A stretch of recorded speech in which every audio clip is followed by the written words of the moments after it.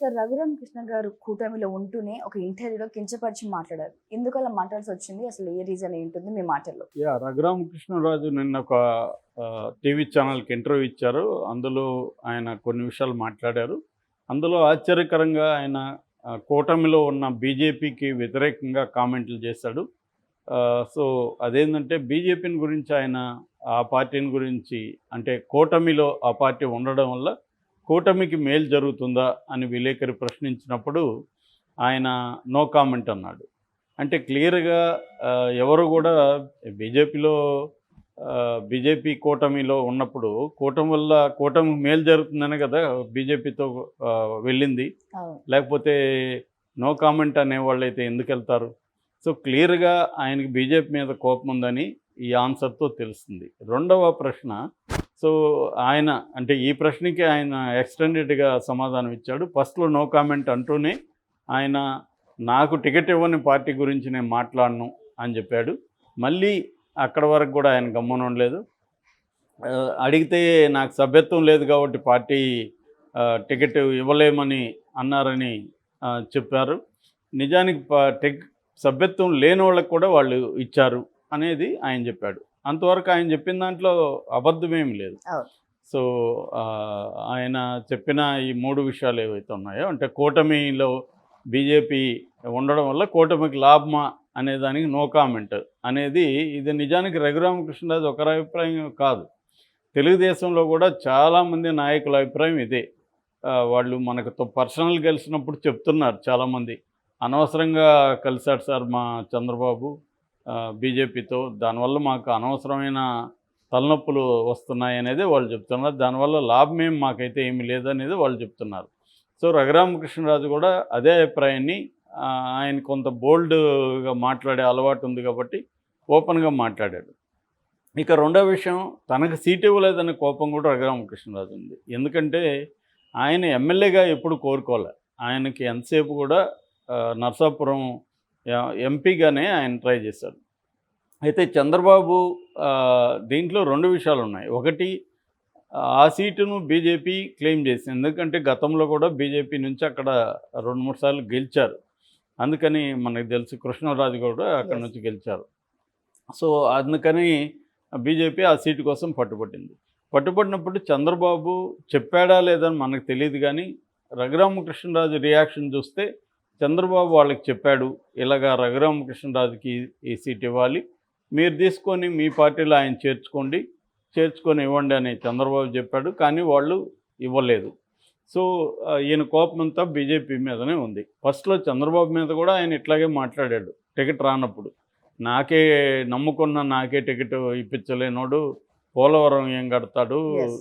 ఢిల్లీ నుంచి ఏదైనా రాష్ట్రానికి ఏం సాధిస్తాడు అని కూడా ఆయన మాట్లాడారు. అంటే ఆయన ఏందంటే తనకి టికెట్ ఇప్పించలేకపోయాడు చంద్రబాబు అని చంద్రబాబు మీద కోపం ఉంది. అందుకని చంద్రబాబుకి తప్పలేదనమాట. ఎందుకంటే రఘురామకృష్ణరాజు ఉపయోగపడిందంతా కూడా ఈ 4.5 ఏళ్లలో చంద్రబాబుకే ఉపయోగపడ్డాడు, తెలుగుదేశంకే ఉపయోగపడ్డాడు. ఆ మేరకి రఘురామకృష్ణరాజు కూడా తెలుగుదేశం ఉపయోగపడింది. మీడియా ఫోకస్ చేయకపోతే రఘురామకృష్ణరాజు అనామకుడిగా మిగిలిపోయేవాడు. ఓన్లీ బికాస్ ఆఫ్ తెలుగుదేశం మీడియానే రఘురామకృష్ణరాజుకి ఈ మాత్రం ఇమేజ్ ఉందంటే కారణం తెలుగుదేశం మీడియానే. అంటే వాళ్ళేమో ఆయనకి ఫేవర్ చేయాలని ఇవ్వలేదు. ఇక్కడ విన్ విన్ సిచ్యువేషన్ అంటారు కదా. అంటే ఇద్దరికీ ఒకరి అవసరం ఒకరికుంది. యెస్. రఘురామకృష్ణరాజుకేమో మీడియా లేకపోతే తను జగన్ మీద మాట్లాడేదంతా బయటికి రాదు. అది ఆయన అవసరం. వీళ్ళకేమో జగన్‌కి వ్యతిరేకంగా అదే పార్టీలో ఎంపీగా ఉంటూ మాట్లాడుతున్నాడు కాబట్టి ఆ మేరకు జగన్‌కి డ్యామేజ్ జరుగుతుంది, ఇది మనకు ఉపయోగపడుతుంది అనేది వీళ్ళకి ఉన్నింది. ఏదేమైనా తెలుగుదేశం పార్టీకి రఘురామకృష్ణరాజు ఉపయోగపడ్డాడు. దానివల్ల ఆయన చాలా ఇబ్బందులు కూడా వైసీపీ నుంచి ఎదుర్కొన్నాడు. అరెస్ట్ చేయడం, కొట్టాడు అంటున్నారు. అదైతే కోర్టులో ఇప్పటివరకు ఏం ప్రూవ్ కాలేదు. కానీ ఆరోపణలు అయితే ఉన్నాయి ఆయన కొట్టారని. సో, ఏదేమైనా ఆయన ఇబ్బందులు అయితే పడ్డాడు. ఆయన మీద రాజద్రోహం కేసు అవన్నీ కూడా పెట్టారు. సో, ఈ కాంటెక్స్‌లో రఘురామకృష్ణరాజుకి ఇవ్వాల్సిన బాధ్యత చంద్రబాబుకి అయితే పడింది. ఎందుకంటే ఆయన ఇంకొక ఆరోపణ కూడా అప్పుడు చేశాడు. బీజేపీని జగన్ ఇన్ఫ్లుయెన్స్ చేసి నాకు టికెట్ రానియకుండా చేశాడు అనేది కూడా ఆయన ఆరోపణ. అంటే ఆయన క్లియర్‌గా ఏం చెప్తున్నాడంటే బీజేపీ తెలుగుదేశం మాట కంటే కూడా జగన్ మాటే ఇప్పటికీ వింటుంది.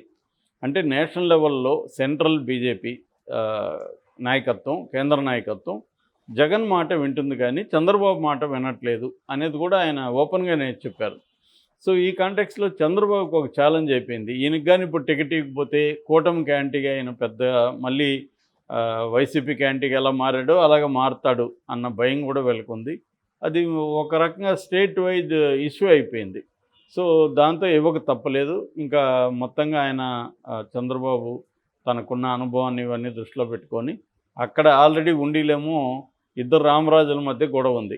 ఒకరేమో శివరామరాజు, ఆయన అంతకుముందు 2 సార్లు ఉండి నుంచి తెలుగుదేశం తరపున ఎమ్మెల్యేగా ఎన్నికయ్యాడు. తర్వాత 2019లో ఆయన నర్సాపురం నుంచి ఎంపీగా కంటెస్ట్ చేసి ఓడిపోయాడు. ఆయన స్థానంలో అక్కడ మంతెన రామరాజు నిలబడ్డాడు. మంతెన రామరాజు గెలిచాడు ఎమ్మెల్యేగా.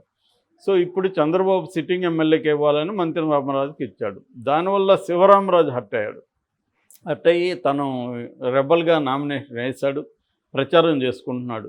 మంతెన రామరాజు కూడా తను ప్రచారం చేసుకుంటున్నాడు. దానికి సంబంధించిన కొంత ఖర్చు కూడా పెట్టుకున్నాడు. ఇప్పుడు మనకు తెలిసిన సమాచారం ఏంటంటే మంతెన రామరాజుకి అయిన ఖర్చుని మన రఘురామరాజు ఇచ్చేసేట్టుగా, అట్లాగే రేపు అధికారం వచ్చిన తర్వాత మంతెన రామరాజుకు ఒక ఏదైనా నామినేటెడ్ పోస్టు ఇస్తానని చంద్రబాబు హామీ ఇచ్చాడు. ఆ మేరకు మంతెన రామరాజు కోఆపరేట్ చేస్తానని చెప్పాడు. జరుగుతుంది.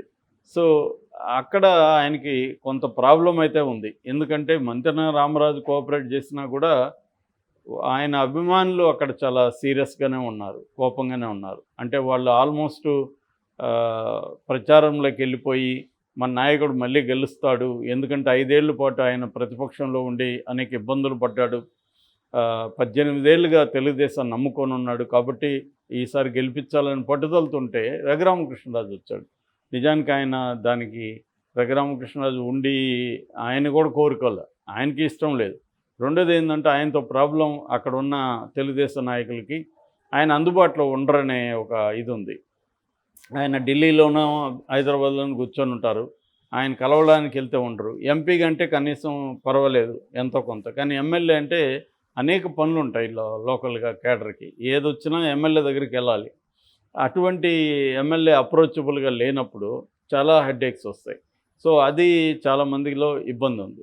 ఈ కాంటెక్స్లో రఘురామకృష్ణరాజు నిన్న బీజేపీకి వ్యతిరేకంగా మాట్లాడిన తీరు చూస్తే కూటమిలో రఘురామకృష్ణరాజు వల్ల కూటమికి ఇబ్బందులు కలుగుతాయా అనే ఒక వినిపిస్తుంది అన్నమాట. ఎందుకంటే ఆయన చెప్పిన వాయిసు నిజానికి చాలామంది వాయిసే అది, తెలుగుదేశంలో ఉండే చాలామంది నాయకుల వాయిస్నే ఆయన ఓపెన్గా చెప్పాడు.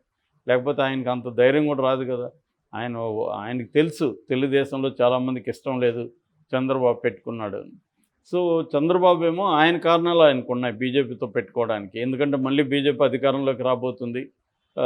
నెక్స్ట్ వచ్చిన తర్వాత బీజేపీ ఇక్కడ జగన్ అధికారంలో ఉన్నా లేకపోయినా రేపు పొద్దున్న తెలుగుదేశాన్ని ఇబ్బంది పెట్టే అవకాశం ఉంది, చంద్రబాబుని జైలుకి పంపించే అవకాశం ఉంది. చంద్రబాబు సీఎంగా ఉంటే కూడా బీజేపీ అనుకుంటే జైలుకి పంపించవచ్చు. మనకు తెలుసు కదా, ఇప్పుడు సిట్టింగ్ సీఎం ఇద్దరిని పంపించింది. ఒకరేమో హేమంత్ సోరెన్, తర్వాత కేజ్రీవాల్ అయితే స్టిల్ ఈజ్ సీఎం.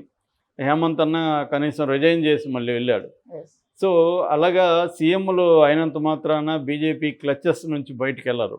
సో ఇవన్నీ ఆలోచించాడు. అట్లాగే ఇప్పుడు గెలవాలన్నా కూడా ఎన్నికల కమిషను తన మాట వినాలన్నా కూడా బీజేపీ అండ ఉండాలి. లేకపోతే జగన్ కంట్రోల్కి ఎన్నికల కమిషన్ వెళ్ళి యంత్రాంగం అంతా వెళ్ళిందంటే గెలుపు కష్టం అవుతుంది. ఎందుకంటే పోల్ మేనేజ్మెంటు చాలా ఇంపార్టెంట్.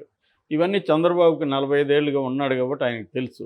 సో అందుకని ఆయన బీజేపీతో పెట్టుకున్నాడు. కానీ మరి రఘురామకృష్ణరాజు ఇలా మాట్లాడడం వల్ల బీజేపీ స్థానిక నాయకులు కూడా హర్ట్ అయ్యే అవకాశం ఉంది. అంటే కూటమికి బీజేపీ వల్ల ఏం ఉపయోగం లేదని ఆయన చెప్పినట్టుగానే అర్థం చేసుకోవాలి. Thank you.